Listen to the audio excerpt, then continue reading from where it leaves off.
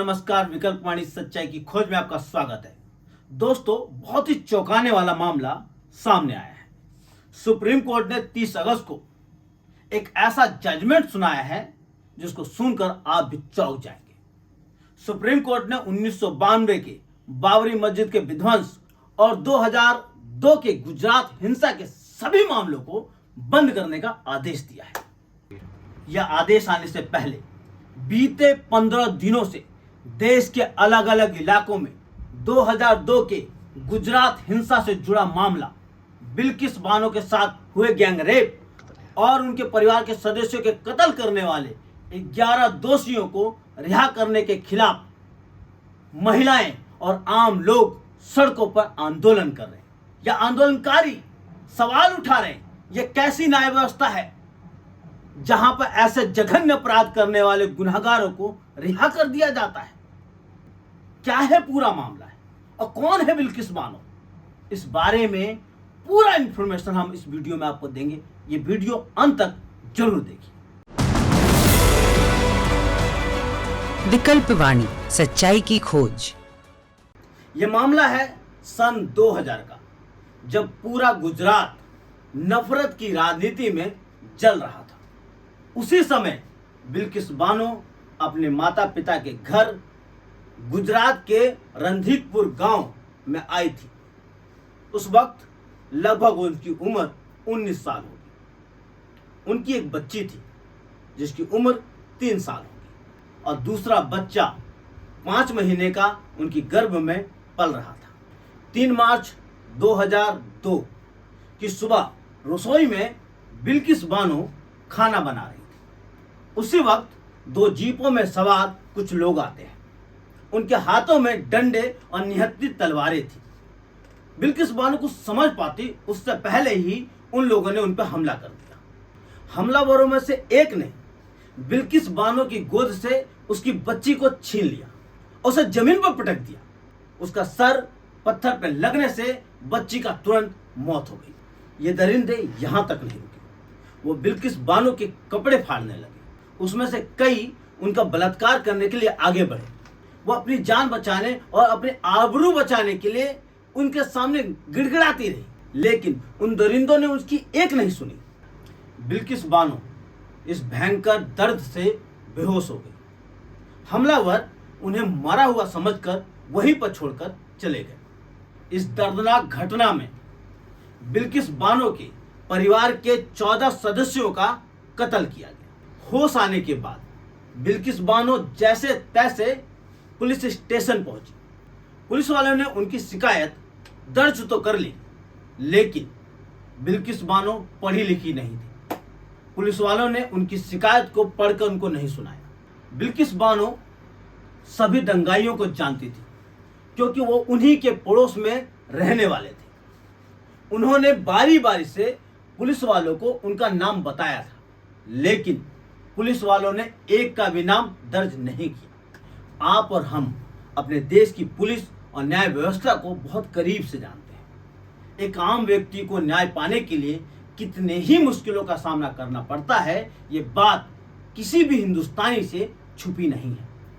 उसमें खास बात यह भी है, जब पीड़ित गरीब हो और महिला हो तो उसे न्याय पाना और भी कठिन हो जाता है। न्याय की उम्मीद में बिल्किस बानो पुलिस और न्यायालय के दरवाजों पर भटकती रही। पुलिस और प्रशासन ने उन्हें रोकने की हर तरीके की कोशिशें की। उन्हें कई बार जान से मारने की धमकियां मिली।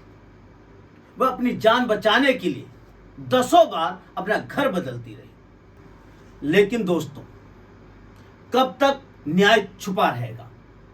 कब तक झूठ को सच साबित करते रहेंगे? एक लंबे अरसे के बाद 2008 में मुंबई की सीबीआई की विशेष अदालत ने 11 दोषियों को आजीवन कारावास की सजा सुनाई, जिसे बॉम्बे हाईकोर्ट ने आगे चलकर बरकरार रखा। इस मामले में पुलिस और प्रशासन की मिलीभगत तब सामने आई जब कोर्ट ने 5 पुलिसकर्मियों और 2 डॉक्टरों को दोषी पाया।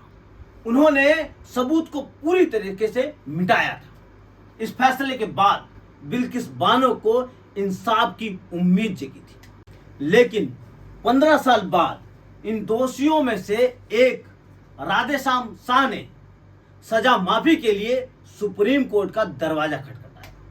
सुप्रीम कोर्ट ने सुनवाई में कहा, यह मामला गुजरात सरकार से जुड़ा हुआ है, इस मामले पर गुजरात सरकार विचार करे। सुप्रीम कोर्ट ने आगे कहा, जिस दिन ये दोषी पाए गए थे उस दिन जो नीति अमल में थी, यानी 1992 की सजा माफी कानून के तहत गुजरात सरकार फैसला ले। गुजरात सरकार ने एक विशेष कमेटी बनाई जिसने चर्चा कर सर्वसम्मति के साथ इन दोषियों को रिहा करने का फैसला लिया।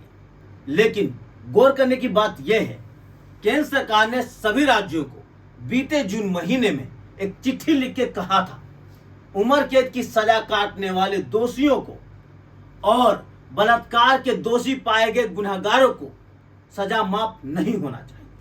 खुद गुजरात सरकार की 2014 की सजा माफी नीति के तहत ऐसा कहा गया है, 2 या 2 से अधिक लोगों की हत्या करने वाले और बलात्कार करने वाले दोषियों की सजा माफ नहीं होगी।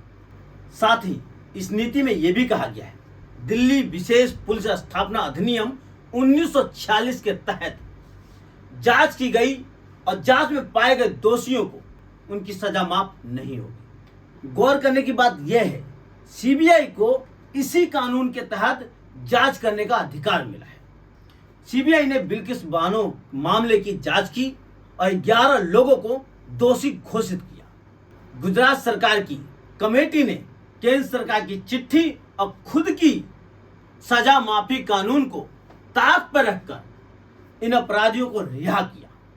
आखिरकार 15 अगस्त 2022 को इन दोषियों को रिहा कर दिया गया। लेकिन ये कहानी यही नहीं रुकती है।